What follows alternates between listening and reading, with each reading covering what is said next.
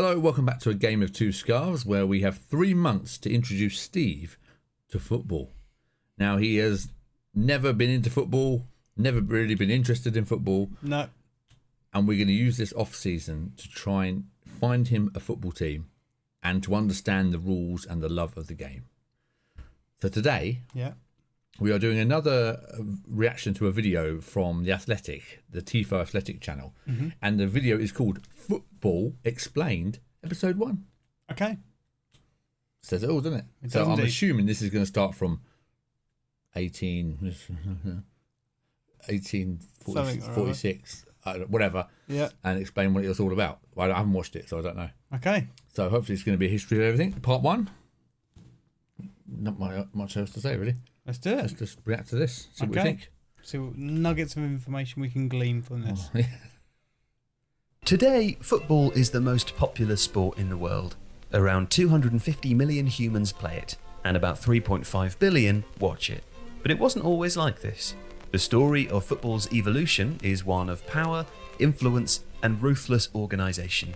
It spans continents, cultures, and languages. And while games involving kicking a ball have existed for thousands of years, this story of football starts on Monday the 26th of October, 1863. Monday? That's quite specific. It is. My guess wasn't bad, 1845. Not bad, come on. Wow, okay, 1863. Yeah, so well, you'll find out. Okay. A little over 3 weeks before Abraham Lincoln delivered the Gettysburg Address. That's mad.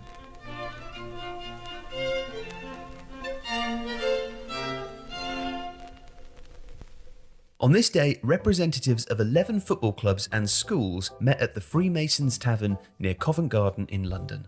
They agreed, quote, "It was most desirable that a definite set of rules for football should be generally adopted," end quote. And they founded the Football Association. A few weeks later, on December the 8th, they signed off on the first laws of the game, and modern football was born. The first official game was an exhibition played in Battersea Park on the 9th of January 1864. So this is the start of the Football Association. So like basically them saying, guys, when everyone's playing, it's like when you play pool and everyone's playing different rules. Yeah, you can move the white, you can't. Yeah, it's always different, isn't it? Behind the line. I wasn't playing that one. Oh. Yeah. So this is them saying, can we just have a standard set of rules, please? Because we're all playing slightly differently, and that's where this is where they've agreed it. Okay. And this is actually, I don't know if it'll mention this. This is where the word soccer comes from. Okay. It was short because they used to say, "What rules are you playing?" Oh, hey, do you want to play football? Yeah. What rules are we playing? And they go, "Oh, Football Association rules, like the official ones." And then that's got shortened to Soccer Association. It's the soccer. Oh, okay. So they just took the soccer out of the association. Okay. To say we're playing That's soccer. a bit of a. Well, I suppose it's better than saying we're playing ass rules. Yeah. Association rules. We're playing ass. So they took the soccer out of association and said we're playing soccer rules. Oh, okay. And that's where the name soccer comes from. Okay. And then obviously when they all went to America and went, now look at the on here, we got some soccer. Well, they already had football, apparently, didn't they? Well, that's where they bought it. This is the soccer What game. you say, throw? Yeah, that's right. I know. So that's where it come from. They said, "Oh, what's this game called?" "Oh, it's called soccer." Okay. "Oh, okay. It's association rules football." "Oh, okay." Okay. And then no one told them.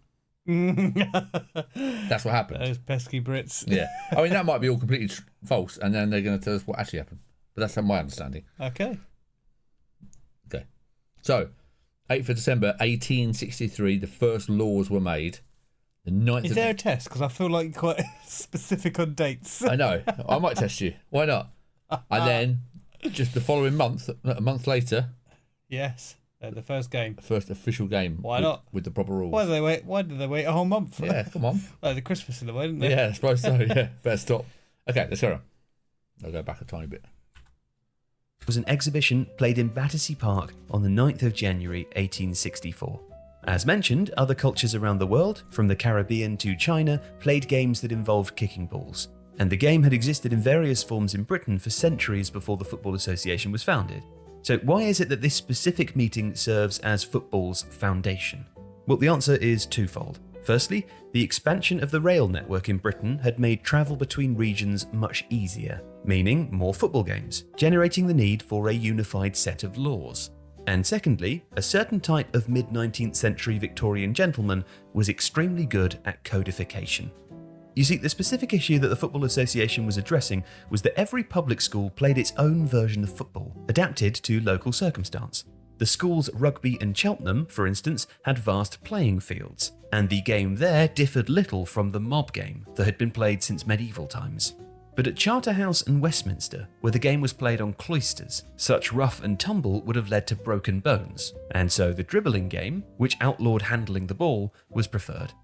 Obviously, therefore, games between those from different schools or regions couldn't actually take place without tedious negotiation over which rules to use.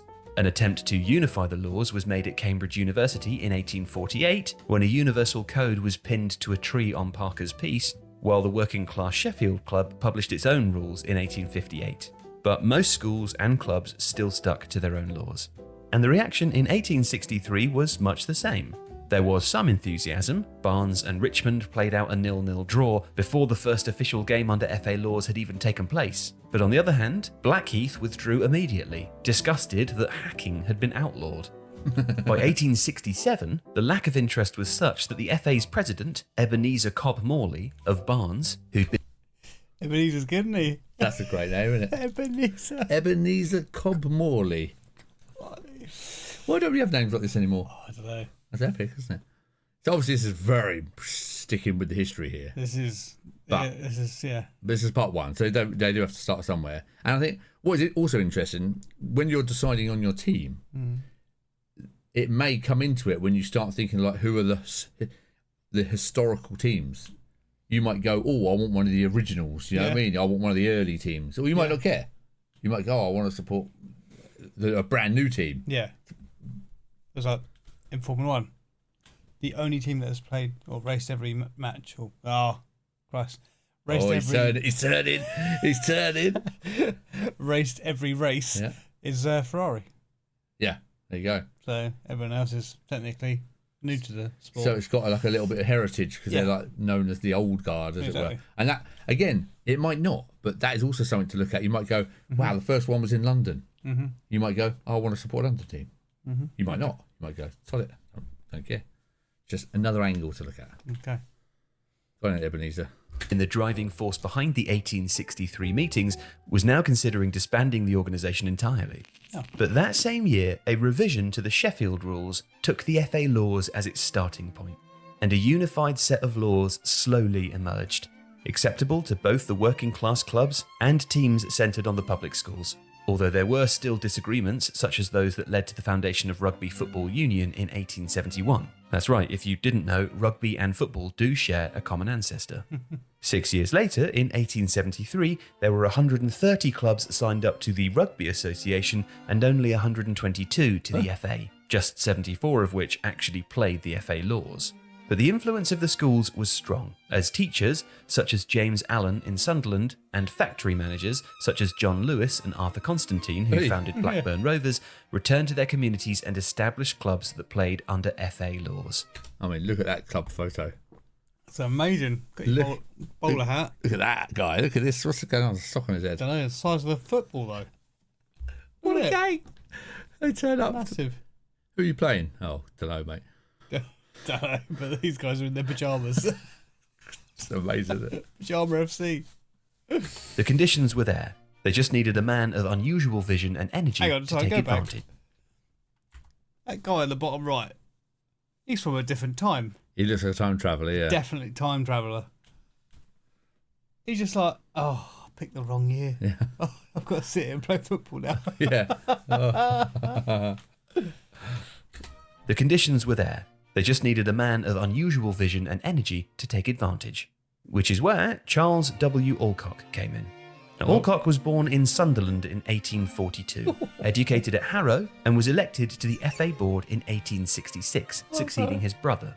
He was one of the prime movers behind a game that took place at the Oval in London on the 5th of March 1870, as he captained an England side against a team of London-based Scots. Now, the game finished 1-1, but crucially, more than 500 people turned up to watch. a sure sign that football had a future as a spectator sport. On the 30th of November 1872, he took an England team to Glasgow to play Scotland, whose players all came from the Queen's Park Club in what is now considered the first official international game. It ended in a goalless draw. QPR, Queen's Park Club? Queen's Park Rangers, yeah. I assume that's them. Okay.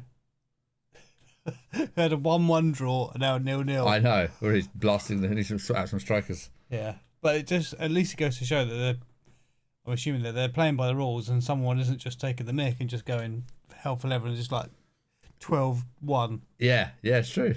They're all finding their feet. Remember, they're learning the game because it's all new rules.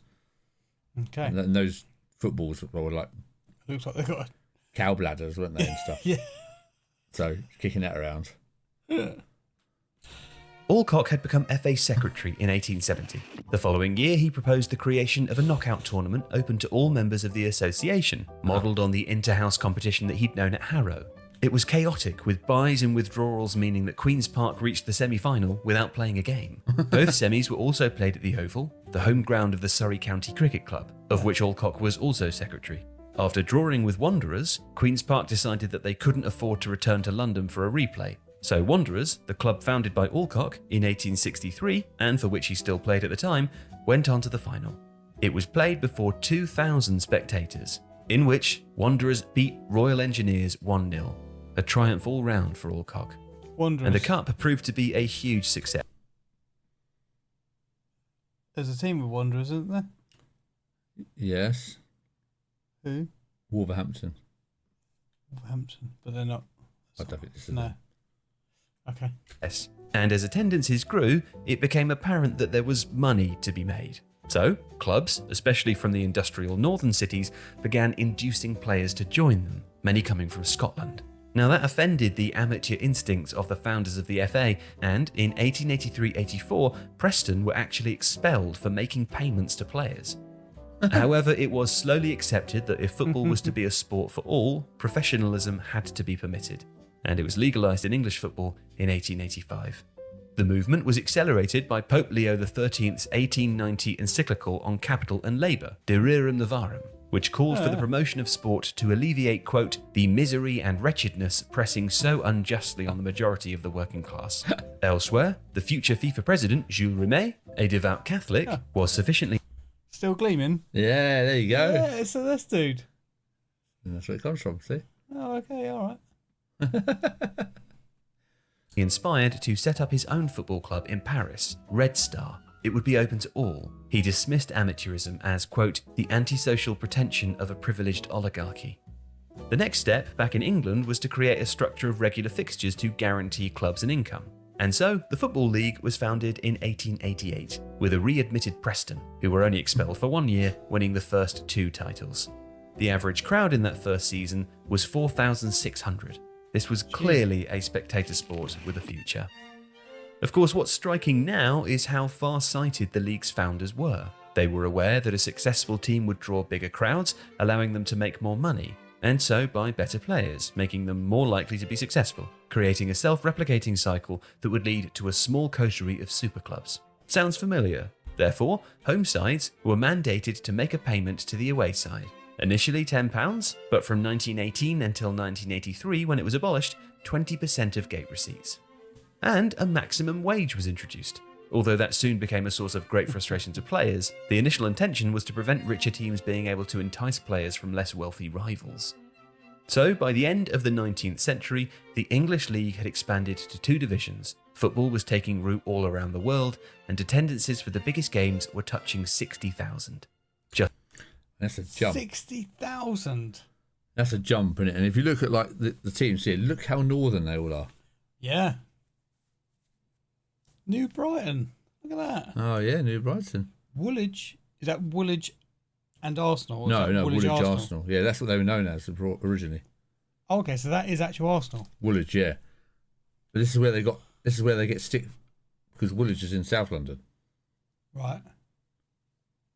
And they just eventually just up sticks and move to North London. Okay. There's no place called Arsenal. So it's because they're called Woolwich. They're supposed to be from South London. But they moved to North London. And then that's where they get a bit of stick, because they're saying, you're not even a North London team. Okay. Still getting stick from like 1892 or whatever it is. They're like, oh, yeah, well, you're not originally North London. It's like, yeah, that's how deep the rivalry runs. I mean, obviously Tottenham are annoyed because they moved not far from them, and they're like... All right, but we've got Everton, Liverpool, Manchester... Well, you see this here? City. Man City, and who's that team there? Newton Heath. That's Manchester United. Why is it in blue? Because they were in the top division. Okay. Or lower division. I don't know whichever one they've done here. But they were, Newton Heath were Man United. Sheffield United, I can see that. Yeah, Barnsley, Middlesbrough, Sunderland, Newcastle all there. Grimsby, Lincoln, look at that. Leicester Fosse. Oh, yeah. Never heard of that. Okay, West Bromwich Albion. Yeah. Are there any other Albions? Brighton. Yes, there is. What What does Albion even mean? England. Yeah. That's what it used to be called. Oh, Albion. I have no idea. But then you got Athletic as well. Yeah. Normally, that was normally a club, like a social club, sports club. They were called Athletic. Yeah. So you can see there, that's the main area, sort of mid-north. Yeah. Okay. Well, there you go. And what is funny, I do find interesting, is that the same concerns they were having back then are still going on now. Yeah. Like, don't steal our players. Yeah. Money. And like pay caps and stuff like that. And that's the same issues that were... And again, it was all done for business. Of course, yeah. And it's still the same. So people say, oh, well, it's money, it's ruining the game. It's like, it's always been about money. Yeah. They're trying to make money from the game. And that's what happens. Anyway. Okay. All around the world, and attendances for the biggest games were touching 60,000. Just 33 years after Ebenezer Morley had considered scrapping the... Sorry to go back there. He just said all around the world. Oh, I don't know. So, by the end of the 19th century, the English League had expanded to 2 divisions. Football was taking root all around the world, and attendances for the biggest games were touching 60,000.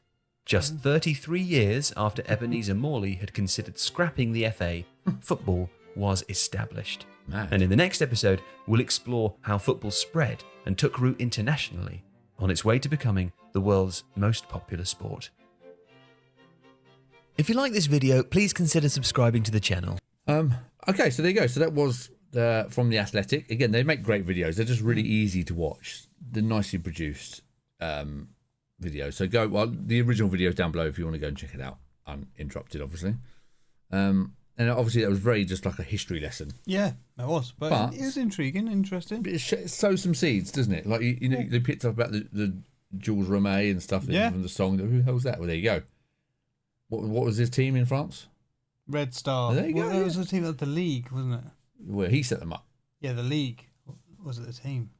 The team, Red Star. Was it what team? Or the league? They're still there now, Red Star. Okay, I thought it was a league. They still exist. Clearly not listening. No. What are you talking about? They still exist now in Paris, Red Star. Yeah, okay. So yeah, like I said, just more of a history lesson than anything. There is a part 2. Okay. I'm looking at that. The title of the next one, it says Ancient Chinese Football Freestylers. I don't know what that means. No. So yeah, again, more of an informational one. But I think it's interesting to carry on, do the next one and see what happens. Yeah, but we'll do it in the second video. Literally grassroots seed information. Anything that surprises you? How quickly it became popular. I know, 60,000. 30 years later, it's getting 60,000. And how are you going to see 60,000 people? They're playing in a bowl. I know. Yeah, I know.